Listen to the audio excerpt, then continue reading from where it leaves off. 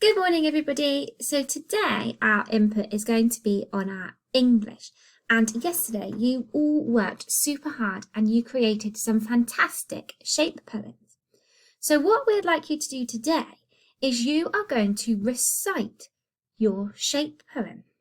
But what do you think this means? Can you have a guess? What do you think it might mean if we're asking you to recite your shape poem?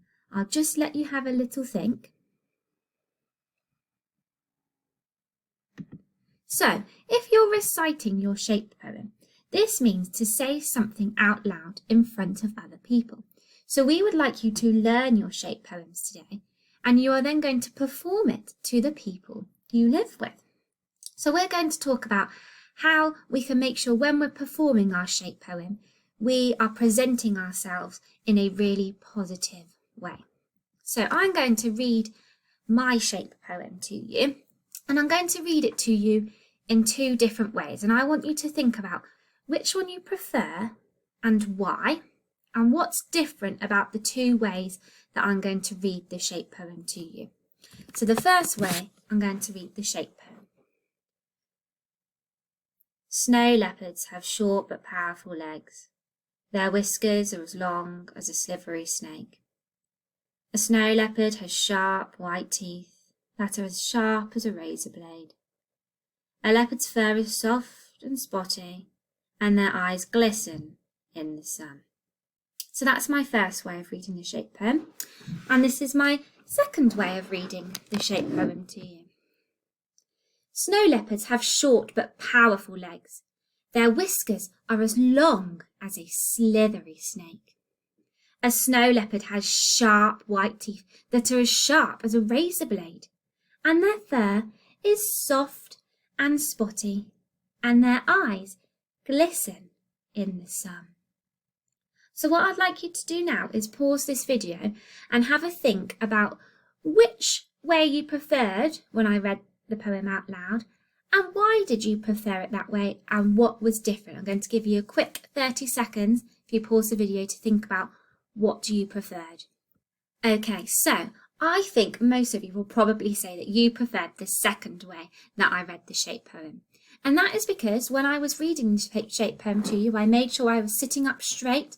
I was looking to who I was speaking to. I was looking towards the audience, and I had expression in my voice. And I also used some different actions to make the shape poem more exciting.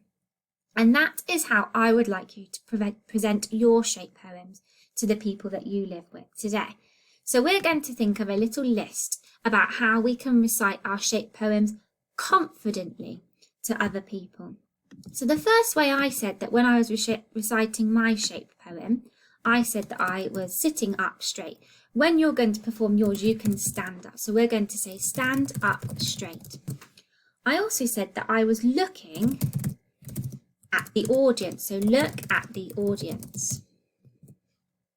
I also said I was using expression and I was changing the tone of my voice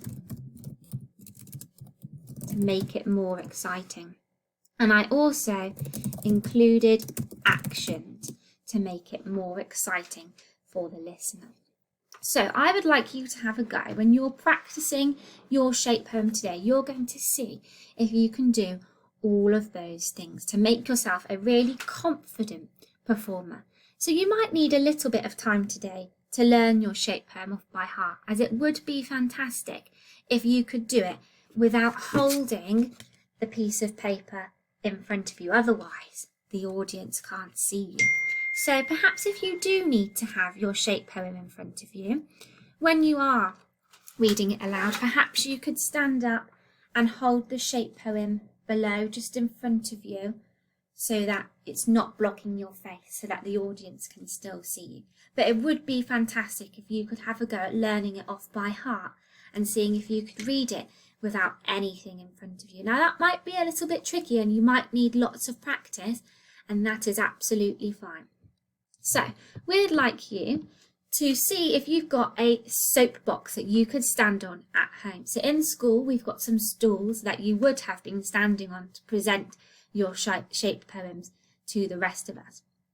So perhaps you've got one of these stools at home, or you've got something else that you could stand on to make yourself a little bit taller when you're presenting your shape poems. So remember to stand up nice and tall. We don't want to see you all hunched over. Make sure you're looking at the audience when you're reading them your poem. Use a big loud voice so that they can hear you. And make sure that you're talking slowly, because if you're talking too fast, the audience won't be able to enjoy your fantastic poem. So we look forward to having some videos of you performing your shape poems, and have fun and enjoy it. Bye!